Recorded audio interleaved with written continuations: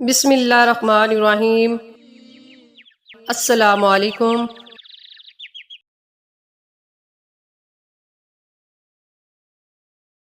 رسول اللہ صلی اللہ علیہ وآلہ وسلم نے فرمایا، میں ان 3 اشخاص کے لیے جنت میں گھر کی ضمانت دیتا ہوں: حق پر ہونے کے باوجود جھگڑا چھوڑ دیں، مذاق میں بھی جھوٹ نہ بولیں، اور جس کا اخلاق بہت ہی اچھا ہو۔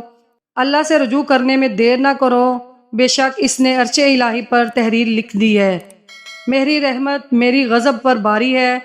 خوب نام ہے محمد صلی اللہ علیہ وآلہ وسلم، جس پر نقطہ بھی رب کو گوارا نہیں۔ ان کی محبت سے جو منہ پھیرے دونوں جہاں میں اس کا گزارا نہیں۔ دامن مصطفیٰ صلی اللہ علیہ وآلہ وسلم کو ہم چھوڑ دیں، اتنا کمزور ہمارا ایمان نہیں۔ خود اللہ نے نبی صلی اللہ علیہ وآلہ وسلم سے یہ کہہ دیا، جو تمہارا نہیں وہ ہمارا نہیں۔ حضرت ابو سعید خدری رضی اللہ تعالی عنہ فرماتے ہیں کہ جناب رسول اللہ صلی اللہ علیہ وآلہ وسلم کثرت سے اللہ تعالیٰ کا ذکر کرتے، بے مقصد بات نہ کرتے، نماز لمبی پڑھتے اور خطبہ مختصر ارشاد فرماتے۔ آپ صلی اللہ علیہ وآلہ وسلم کسی بات پر ناک نہیں چڑھاتے تھے اور کسی بیوہ، یتیم یا غلام کے ساتھ اس کے کام کے لیے چلنے میں تکبر نہیں کرتے تھے، اور جب تک اس کا کام نہیں ہو جاتا تھا ساتھ رہتے تھے۔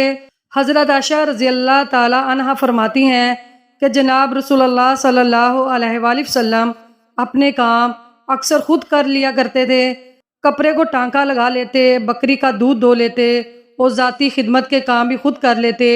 حضرت عائشہ رضی اللہ تعالی عنہا فرماتی ہیں کہ آپ صلی اللہ علیہ وآلہ وسلم دوسرے روز کے لیے کوئی چیز ذخیرہ نہیں رکھتے تھے اور جو کچھ ہوتا اسی روز خرچ کر ڈالتے تھے۔ حضرت ابو ذر غفاری رضی اللہ تعالی عنہ فرماتے ہیں کہ جناب رسول اللہ صلی اللہ علیہ وآلہ وسلم نے فرمایا کہ میرے پاس احد پہاڑ جتنا سونا بھی ہو تو میں اپنے پاس 3 دینار سے زیادہ ذخیرہ نہیں رکھوں گا اور سب کا سب اللہ تعالیٰ کی راہ میں خرچ کر دوں گا۔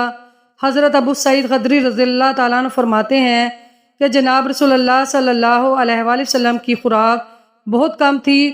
وہ اگر دوپہر کا کھانا کھاتے تو رات کا نہیں کھاتے تھے، اور رات کا کھانا کھا لیتے تو دوپہر کا نہیں کھاتے تھے۔ جناب رسول اللہ صلی اللہ علیہ وآلہ وسلم اپنے خادموں سے پوچھتے رہتے کہ تمہاری کوئی ضرورت تو نہیں، تمہیں کوئی کام تو نہیں؟ گویا حضور صلی اللہ علیہ وآلہ وسلم اپنے خادموں کی ضروریات کا بھی بطور خاص خیال رکھتے تھے۔ اللہ تعالیٰ سے دعا ہے کہ اللہ تعالیٰ ہمیں بھی آپ صلی اللہ علیہ وآلہ وسلم کے نقش قدم پر چلنے کی توفیق عطا فرمائے، آمین۔